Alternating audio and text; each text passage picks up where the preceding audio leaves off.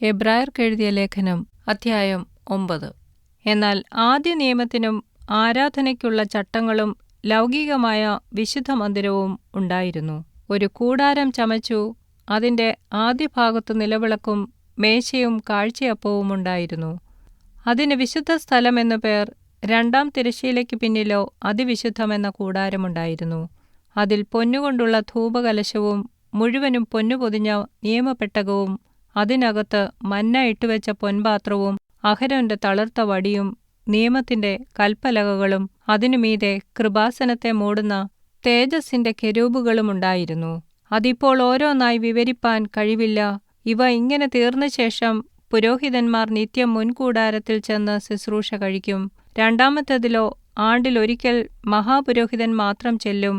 രക്തം കൂടാതെയല്ല, അത് അവൻ തന്റെയും ജനത്തിന്റെയും അബദ്ധങ്ങൾക്കു വേണ്ടി അർപ്പിക്കും.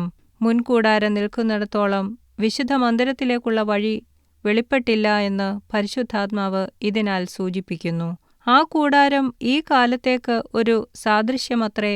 അതിനൊത്തവണ്ണം ആരാധനക്കാരന് മനസ്സാക്ഷിയിൽ പൂർണ്ണ സമാധാനം വരുത്തുവാൻ കഴിയാത്ത വഴിപാടും യാഗവും അർപ്പിച്ചു പോരുന്നു. അവ ഭക്ഷ്യങ്ങൾ, പാനീയങ്ങൾ, വിവിധ സ്നാനങ്ങൾ എന്നിവയോടുകൂടെ ഗുണീകരണ കാലത്തോളം ചുമത്തിയിരുന്ന ജഡീക നിയമങ്ങളത്രേ.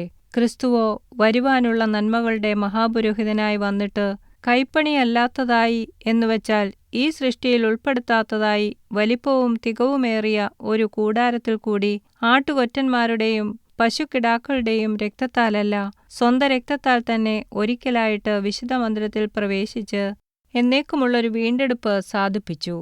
ആട്ടുകൊറ്റന്മാരുടെയും കാളകളുടെയും രക്തവും മലിനപ്പെട്ടവരുടെ മേൽ തളിക്കുന്ന പശുഭസ്മവും ജഡികശുദ്ധി വരുത്തുന്നുവെങ്കിൽ, നിത്യാത്മാവിനാൽ ദൈവത്തിനു തന്നെത്താൻ നിഷ്കളങ്കനായി അർപ്പിച്ച ക്രിസ്തുവിന്റെ രക്തം ജീവനുള്ള ദൈവത്തെ ആരാധിപ്പാൻ നിങ്ങളുടെ മനസ്സാക്ഷിയെ നിർജീവ പ്രവൃത്തികളെ പോക്കി എത്രയധികം ശുദ്ധീകരിക്കും.